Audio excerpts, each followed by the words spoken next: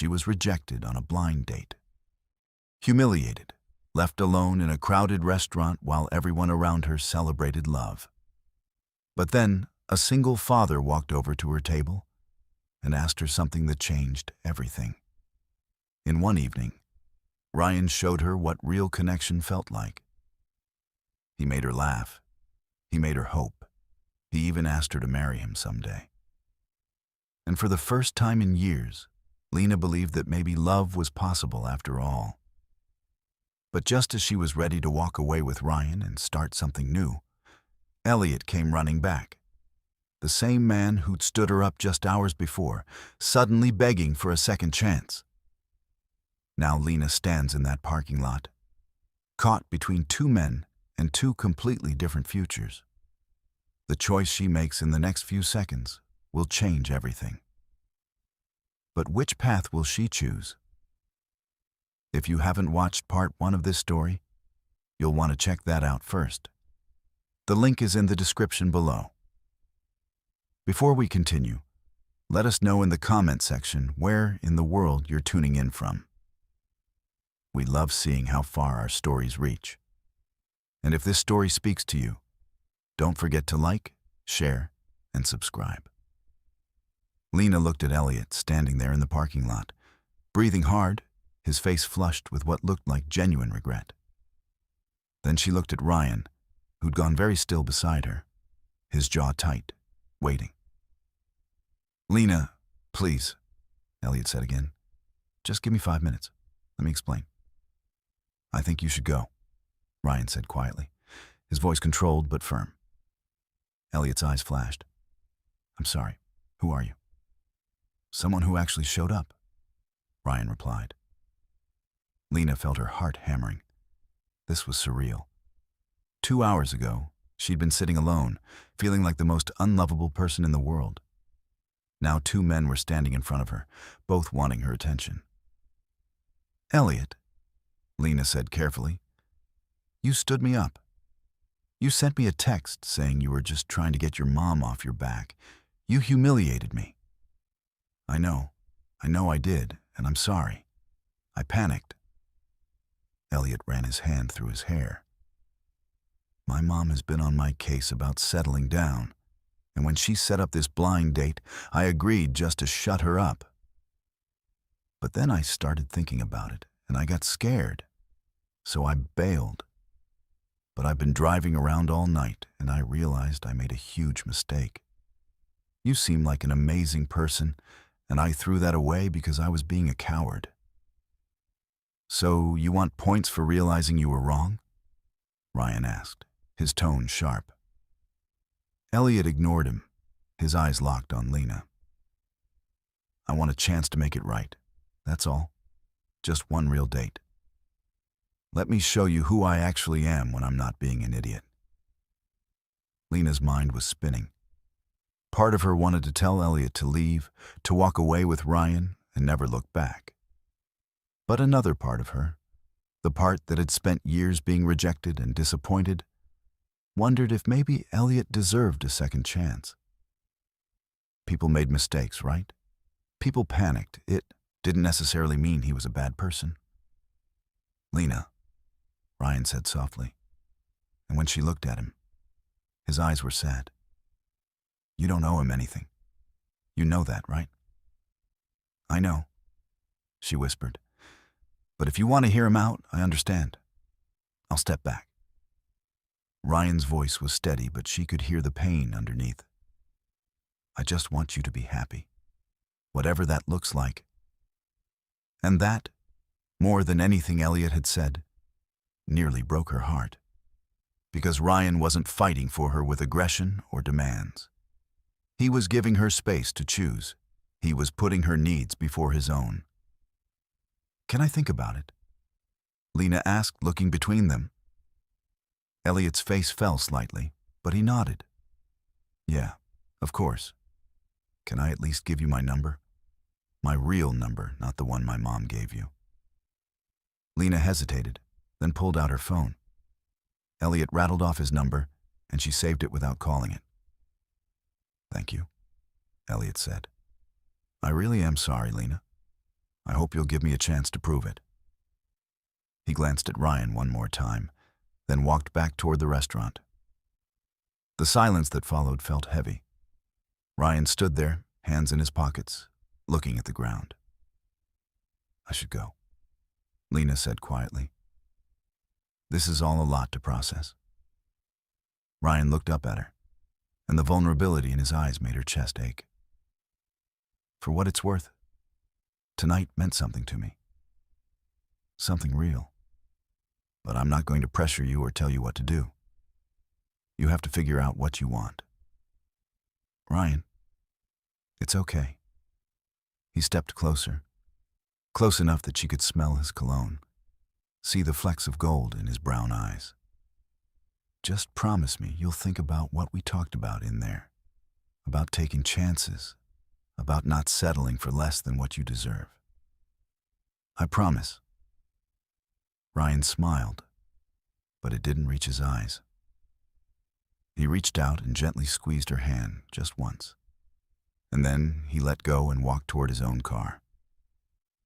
Lena stood there alone in the parking lot, watching both men drive away in opposite directions.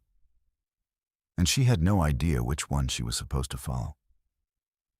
She drove home in a daze, her mind replaying the entire evening on a loop.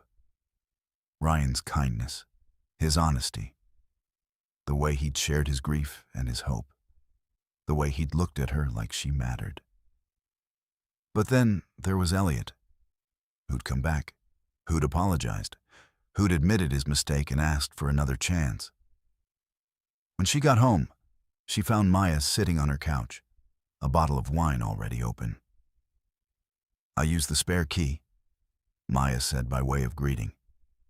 "You texted me that you got stood up, and then you went radio silent for 3 hours. I was worried you'd done something dramatic, like joined a convent." Lena dropped her purse on the table and collapsed next to her best friend. "It's so much worse than that. Worse than a convent. Did you join a cult? I think I might be in love with a man I met 2 hours ago." Maya's eyes went wide. "Okay, you need to start from the beginning. Right now." So Lena told her everything. About sitting alone at the restaurant, feeling humiliated and defeated. About Ryan walking over and asking to join her. About their conversation, the connection, his proposal. And then about Elliot showing up in the parking lot. When she finished, Maya was staring at her with her mouth open. "So, let me get this straight," Maya said slowly. "The guy who stood you up came crawling back, and the amazing widower who proposed to you just let you walk away. He didn't just let me walk away. He gave me space to choose. Which is somehow even more romantic." Maya poured them both more wine. "Okay, here's what I think. Elliot is a coward who only came back because his guilty conscience got the better of him. Ryan is a genuine, emotionally mature man who's dealt with real loss and knows what he wants. But what if Elliot really does deserve a second chance? What if he was just scared and made a mistake?" "Lena." Maya grabbed her hand. "You spent one evening with Ryan, and you felt more than you felt with anyone in years. That's not nothing. That's everything." Lena knew Maya was right. But there was a voice in the back of her head, small but persistent, that wondered if Ryan was too good to be true. If maybe his life was too complicated, too heavy with grief and responsibility. If maybe Elliot's simpler, lighter presence was actually what she needed. Her phone buzzed. A text from an unknown number. "Thank you for listening tonight. I know I don't deserve it, but I really would like to make this up to you. Dinner tomorrow? My treat. I promise I'll actually show up this time. Elliot." Before she could respond, another text came through. This one from Ryan. "Made it home. Mia's asking about the nice lady I met at dinner. I told her you were special. She says if you're special, I shouldn't let you go. Smart kid. Sleep well, Lena." Lena stared at both messages, her heart pulling in two different directions. Maya looked over her shoulder and whistled low. Girl, you've got a choice to make. And the worst part was, Lena had no idea which choice was the right one. Lena said yes to both of them. It wasn't her proudest moment, but she couldn't bring herself to say no to either one. Not yet. Not until she figured out what she was actually feeling. She texted Elliot back first. Okay, dinner tomorrow, but you get one shot at this. His response came immediately. That's all I need. I'll pick you up at 7. Wear something nice. Then she stared at Ryan's message for a long time before finally typing, Tell Mia she's very smart, and tell her I think you're pretty special too. Ryan's response took longer. She wants to meet you. No pressure, but if you're free this week, maybe coffee? She's been asking me all about you since I got home. Lena's heart squeezed. A 5-year-old wanted to meet her. That felt significant, real, like stepping into something that mattered. I'd love that, she typed back. Maya watched her with raised eyebrows. Please tell me you're not going to date both of them. I'm not dating either of them. I'm just exploring my options. Lena, I know, but I need to be sure, Maya. What if I choose wrong? What if you're so busy trying not to choose wrong that you lose the right one? That thought kept Lena up most of the night. The next evening, Elliot picked her up in a sleek black Mercedes. He was dressed in an expensive suit, his hair perfectly styled, and he held a bouquet of roses that probably cost more than her weekly grocery budget. For you, he said with a smile that was all charm, as an apology for being the world's biggest idiot. These are beautiful, Lena said, taking them. Let me just put them in water. We're running a bit behind, Elliot said, checking his watch. Our reservation is for 7:30. Can you do it when we get back? Lena hesitated, then nodded. She set the roses on her kitchen counter and grabbed her purse. Elliot took her to Giovanni's, an upscale Italian restaurant downtown where the cheapest entree cost $50. The maitre d' greeted Elliot by name and led them to a prime table by the window. I come here a lot for business, Elliot explained as they sat down. The veal is incredible.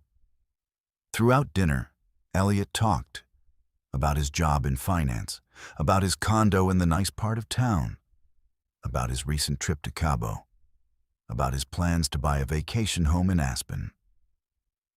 He asked Lena about herself occasionally, but mostly in ways that circled back to him. So, you're a kindergarten teacher? That's sweet. I couldn't do it. Dealing with kids all day would drive me crazy. I need intellectual stimulation, you know? That's why I love my job.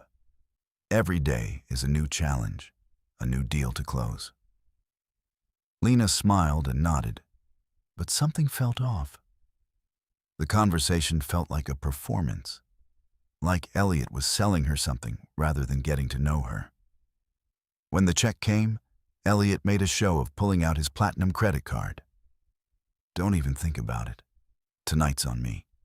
It's the least I can do after what I put you through. On the drive back to her apartment, Elliot reached over and took her hand. So, what do you think? Are we good? Can we do this again? It was a nice dinner, Lena said carefully. Nice? Elliot laughed. Come on, Lena. That was more than nice. Giovanni's is one of the best restaurants in the city. I pulled strings to get us that table. I appreciate it. I really do, but what? Elliot's smile faded slightly. Is this about that guy from last night? Ryan? Lena didn't answer, which was answer enough. Elliot pulled up to her building and put the car in park. Look, I get it. He swooped in when you were vulnerable, played the hero. But Lena, be realistic. The guy's a single dad with a dead wife. That's a lot of baggage. You really want to sign up for that? The casual cruelty in his tone made Lena's stomach turn. That's his life, Elliot. Not baggage. I'm just saying, you deserve better. You deserve someone who can actually focus on you, not someone who's going to be splitting his attention between you and his kid and his grief. Elliot reached over and tucked a strand of hair behind her ear. I can give you the life you deserve. No complications, no drama, just us. Lena pulled back slightly. I should go.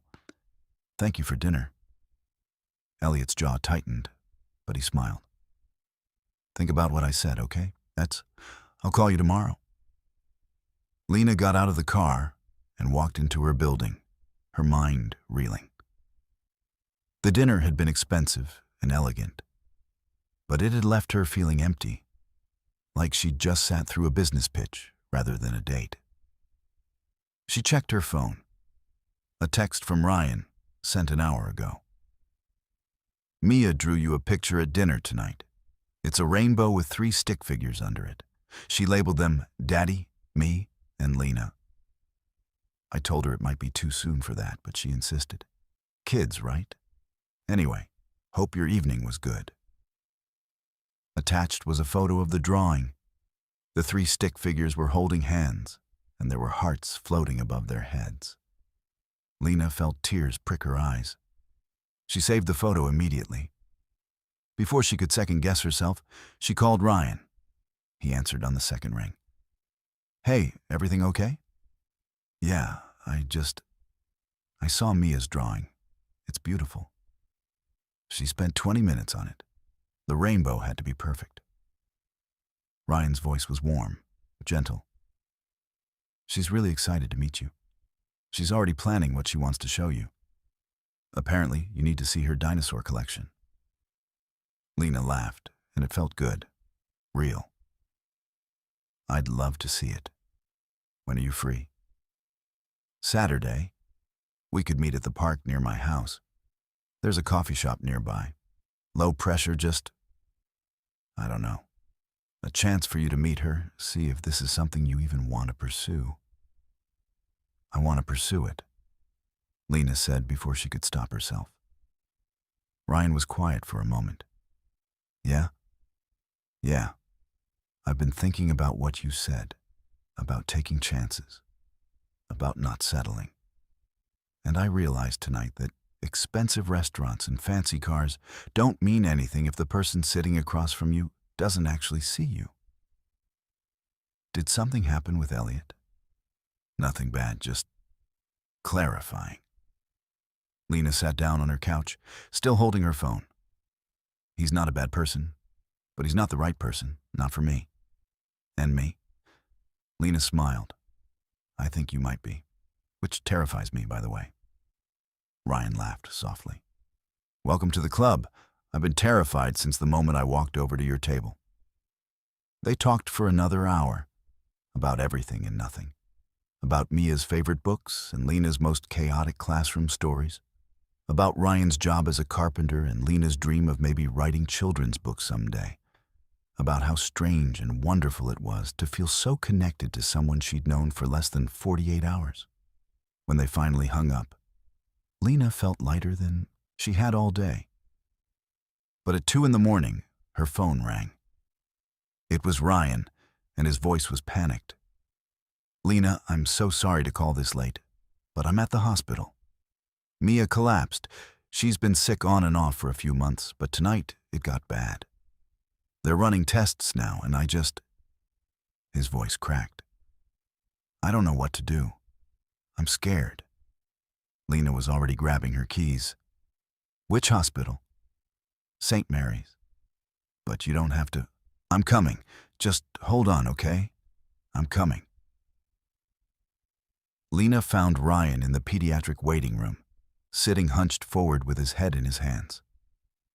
He looked up when she approached, and the relief on his face nearly broke her. You came. he said, standing. Of course I came. Lena didn't hesitate. She walked straight into his arms and held him tight. What did the doctors say? They're still running tests. Her fever spiked to 104 and she was barely conscious when I brought her in. Ryan's voice was rough, exhausted. They mentioned possible infections, maybe something with her immune system. I don't know. They're keeping her overnight for observation. Can I see her? Ryan nodded. She's sleeping now, but yeah, come on. He led her down the hall to a small room where Mia lay in a hospital bed that looked far too big for her tiny frame. She was pale with dark circles under her eyes, hooked up to monitors that beeped softly in the quiet room. Lena felt her throat tighten. This little girl who'd drawn her a picture just hours ago, who'd labeled her as part of their family, looked so fragile. Hey, baby, Ryan said softly, brushing Mia's hair back from her forehead. Daddy's here, and I brought someone to meet you. Mia's eyes fluttered open.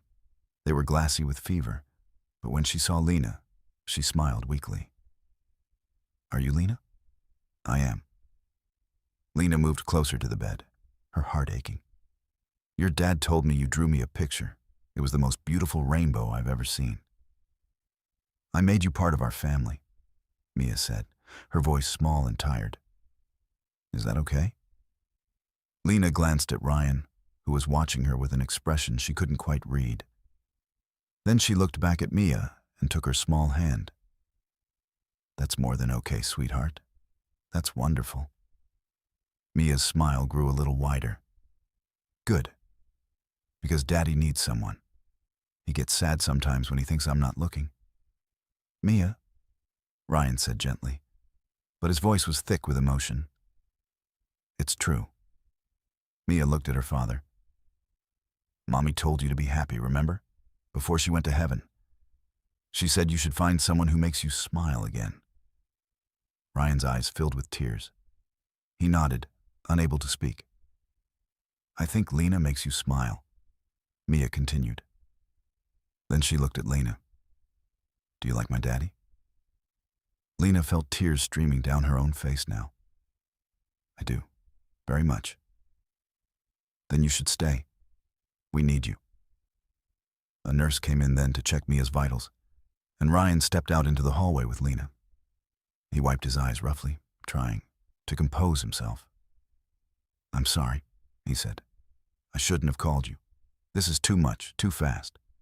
You don't need to be dealing with. Stop. Lena put her hand on his chest. I'm exactly where I want to be. Do you hear me? This isn't too much. This is real. This is life. And I want to be here for it. Ryan stared at her. You barely know us. I know enough. I know that your daughter is the bravest, sweetest little girl I've ever met. I know that you're a father who would do anything for her. I know that in 2 days, you've shown me more genuine care than most people have shown me in 2 years. Lena took a shaky breath. And I know that when you called me tonight, scared and alone, my first instinct wasn't to run. It was to get here as fast as I could. That has to mean something. Ryan pulled her close, burying his face in her hair. It means everything. They stayed at the hospital all night. Lena sat in the uncomfortable chair next to Ryan, their hands intertwined, while Mia slept. Around 4 a.m, a doctor came in with results. It's a severe infection, the doctor explained. Her immune system has been compromised, likely from stress and not enough rest. We've started her on antibiotics, and she should start feeling better within 24 hours. But she needs to take it easy for the next few weeks. No school, lots of fluids, plenty of rest. Ryan sagged with relief. She's going to be okay? She's going to be fine. Kids are resilient. The doctor smiled. She'll probably bounce back faster than you will. After the doctor left, Ryan turned to Lena. I need to call my boss, take some time off. I can't leave her alone, and my neighbor can only do so much. I'll help, Lena said immediately. I have sick days saved up. Let me help you take care of her. Lena, you don't have to do that. I want to. Please let me do this. Ryan looked at her for a long moment, then nodded slowly. Okay, thank you. Over the next 2 weeks, Lena became part of their routine. She'd come over after work, bringing groceries and homework for her own students to grade while Mia rested. She'd make dinner while Ryan tried to work from home, and they'd all eat together at the small kitchen table. Mia chattering about dinosaurs and princesses, despite still being tired. Elliot called twice during that time. Lena didn't answer. On his second voicemail, his tone had shifted from charming to annoyed. I don't know what game you're playing, Lena, but I don't appreciate being ghosted. I thought we had something. Call me back if you're actually interested. Otherwise, I'm moving on. She deleted the message without a second thought. One evening, after Mia had fallen asleep on the couch during a movie, Ryan carried her to bed while Lena cleaned up their dinner dishes. When he came back, he found her staring out the kitchen window at the street below. What are you thinking about? He asked softly. How different my life looks now than it did 3 weeks ago, Lena said. 3 weeks ago, I was sitting in that restaurant, convinced I was going to die alone. And now I'm here, doing dishes in your kitchen, and it feels more right than anything has felt in years. Ryan moved behind her, wrapping his arms around her waist. I keep waiting for you to realize what you've gotten yourself into and run for the door. I'm not running anywhere. Lena turned in his arms to face him. I'm exactly where I'm supposed to be. Ryan kissed her then, soft and slow, and it tasted like coming home. When Mia was finally feeling better, strong enough to go back to school, Ryan took Lena back to Carmichael's, the same restaurant where they'd met. He'd made a reservation for their original table, the one where Lena had sat alone that awful night. This feels full circle, Lena said as they sat down. That's the idea. Ryan reached across the table and took her hand. I've been thinking about what you said that first night. About how you thought love wasn't in the cards for you. About how you felt like you were destined to be alone. I remember. You were wrong. Ryan's eyes were intense, serious. You were never meant to be alone, Lena. You were meant to be exactly here, with me and Mia. You were meant to be part of our family. Lena's breath caught. Ryan stood up, and then he was kneeling beside the table, and Lena's heart stopped. I know this is fast. I know we've only known each other a few weeks. But I also know that when you find something real, you don't let it go. Ryan pulled a small box from his pocket. I've been carrying this around for 2 days, trying to figure out the perfect moment. But the truth is, every moment with you is perfect. So I'm just going to ask. Lena Martin, will you marry me? Will you be Mia's mom and my wife and the person we both come home to every single day? Lena was crying now, full-on sobbing, not caring that people at other tables were watching. Yes. God, yes. Ryan slipped the ring on her finger, a simple, beautiful band with a small diamond that caught the candlelight. Then he stood and kissed her, while the entire restaurant applauded. When they finally pulled apart, both of them laughing and crying at the same time, Lena looked around the room, at all the happy couples, at the place where her worst night had turned into the beginning of everything. I can't believe this is real, she whispered. It's real, Ryan promised. We're real. And for the first time in her life, Lena believed it. 6 months later, they got married in a small ceremony at the park where Lena had first met Mia. Maya was her maid of honor. Mia was the flower girl, wearing a purple dress she'd picked out herself, scattering petals with dramatic flair. During the reception, Mia pulled Lena aside, looking very serious for a 6-year-old. "I have something to tell you," Mia said. "What's that, sweetheart?" "I knew you were going to be my new mommy the first time Daddy told me about you." He had this look on his face, the happy look. Mia smiled. "I told him not to mess it up." Lena laughed and pulled Mia into a hug. He didn't mess it up. He got it exactly right. That night, as Lena and Ryan danced under string lights in their backyard, surrounded by the people they loved, Lena thought about that awful blind date, about sitting alone in Carmichael's, certain that her story was ending. She'd been wrong. It hadn't been an ending at all. It had been the beginning of everything that mattered. Sometimes the worst moments of our lives are just the universe's way of clearing space for something better. Sometimes getting stood up on a blind date is actually the first step toward finding the person you were meant to find all along. And sometimes, love doesn't look like what you expected. It looks like a single dad with kind eyes and a sick daughter who draws rainbows. It looks like showing up at a hospital at 2 in the morning. It looks like doing dishes in someone else's kitchen and feeling more at home than you've ever felt before. Lena had been looking for love in all the wrong places, with all the wrong people, for all the wrong reasons. But when she stopped looking, when she was at her absolute lowest, love found her anyway. And it was worth every single moment of heartbreak that came before it. What did you think of Lena and Ryan's story? Have you ever had a moment where something awful turned into something beautiful? Drop your thoughts in the comments below. And if this story touched your heart, make sure you like this video, share it with someone who needs to hear it, and subscribe to Soul Story for more tales that remind us that love always finds a way. Because sometimes, the best love stories start with the worst dates.